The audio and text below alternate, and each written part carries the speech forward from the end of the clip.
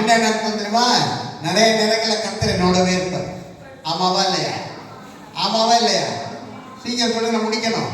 நிறைய நேரத்துல கர்த்தர் என்னோட கூட இருப்பாரு. ஆனா நிறைய நேரத்துல நான் அவரோட கூட இருக்கிறது.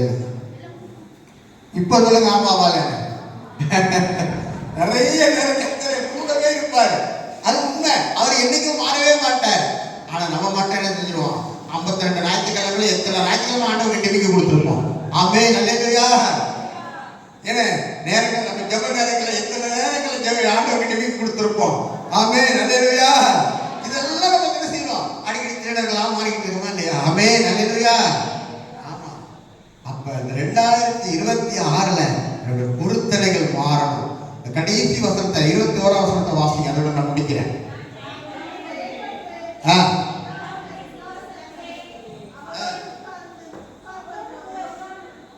ஒரு ஆளு நிறுத்தி அவன் பொறுமையா படிக்கலாம். படிங்க. நான் ஜெயம் கொண்டு, அதான் பைனல் என்ன சொல்ற? நான் ஜெயம் கொண்டு 2025ல நான் ஜெயிக்கனோ இல்லையோ, தோத்தனோ இல்லையோ, ஆனா ஒண்ணு வருகிற 2026ல அந்த வார்த்தை என்ன செய்யணும்? என் வாழ்க்கையில நிறைவேறணும். அழகா என்ன சொல்லி கொடுக்கிறாரு? நான் ஜெயம் கொண்டு. அப்படின்னா நான் வெற்றி பெற்று, அழகா சொல்லுறாரு. நான் ஜெயம் கொண்டு என் பிதாவின் சிங்காசனத்திலே அவரோடு கூட நான் என்ன செஞ்சிருக்கிறேன்?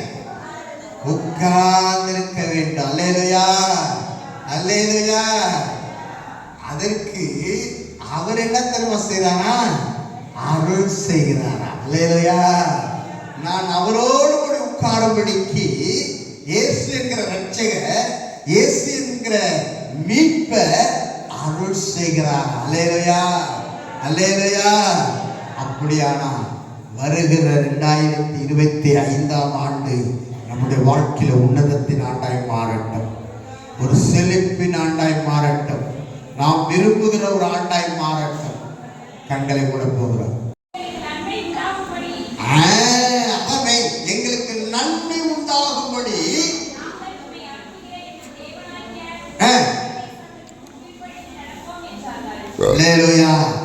நல்ல கவனிங்க. ஒரு பொருத்தனை எடுக்கிறார் இஸ்ரவேல் ஜனங்க.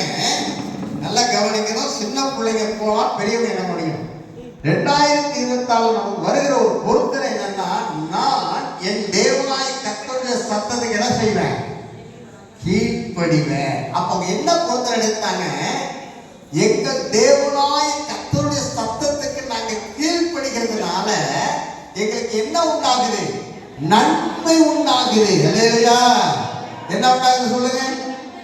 பின்னாடி இந்த பக்கம் சொல்லுங்க. என்ன உண்டாகுது?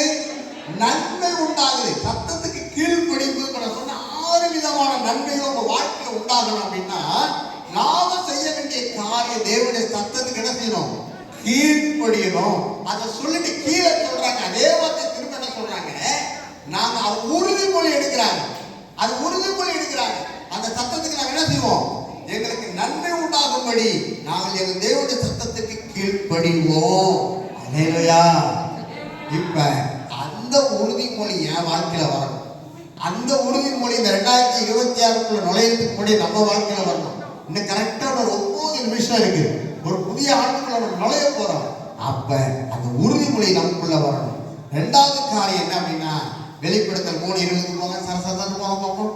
கடைசி அதோட நம்ம முடிச்சிருக்கோம். வெளிப்படுத்தல் 3ஆம் அதிகாரம் 20ஆம் வசனம்.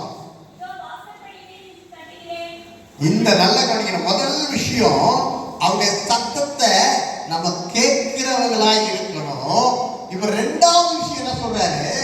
அவருடைய சத்தத்தை பக்கத்துல இருந்து கேட்கிறவங்களா இருக்கணும். தூரத்திலிருந்து கேட்கிறது ஒரு பக்கம்.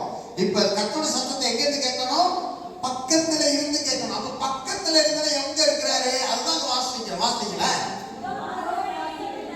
இதோ வாசல்படியில நின்று எதை தட்டுறாரு? எதை தட்டுறாரு? அங்க கதவுன்னு போட்டுக்குதா? இல்ல, தட்டுகிறேன் அப்படின்னா நம்ம இருதய கதவை தட்டுகிறேன். அழகா சொல்றாரு பாருங்க ஆண்டவரே. தட்டுகிறேன். அதுதான் மெயின். ஒருவன் என் சத்தத்தை கேட்டு கதவை திறந்தான், நான் எங்க போவேன்?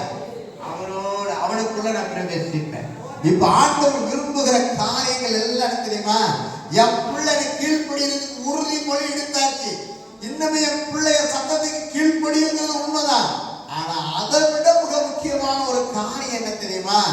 என் பிள்ளைய சத்தத்தை கேட்டு அவனுடைய இருதய கதவை திறக்கணும். அல்லேலூயா. அவர் போய் அவருடைய அருகில நிக்கணும். அல்லேலூயா. அருகில நின்னு அவர் சொல்றாரு பாருங்க, நான் அவனுக்குள்ள என்ன செய்வேன்? பிரவேசிப்பேன். பெரிய ஒரு காரியம். நமக்குள்ள கர்த்தர் வரணும். 2026ல எனக்குள்ள என்ன செய்யக்கூடாது? வேறொரு ஆவியை பார்க்க கூடாது. அந்த மட்ட வாயை கொடுக்காத கொள்ளாத ஆளு அப்படின்னு சொல்லக்கூடாது. எனக்குள்ள யாரை பார்க்கணும்? இயேசுவை பார்க்கணும். அந்த மாதிரி கொஞ்ச நேரம் பேசி பாரியா, அவ்வளவு அன்பா பேசுவாங்கய்யா, அவ்வளவு பாசமா பேசுவாங்கய்யா அப்படின்னு சொல்றாங்க பாருங்க. அங்க இயேசுவை நம்ம காண்பிக்கணும். அப்ப அழகா சொல்லி கொடுக்கிற அவனுக்குள்ள பிரவேசிப்பே. அப்ப ரெண்டாவது ஒண்ணு பிரவேசிச்சுட்டாரு. அடுத்து சொல்றாரு அவனோடு கூட என்ன செய்வேன்?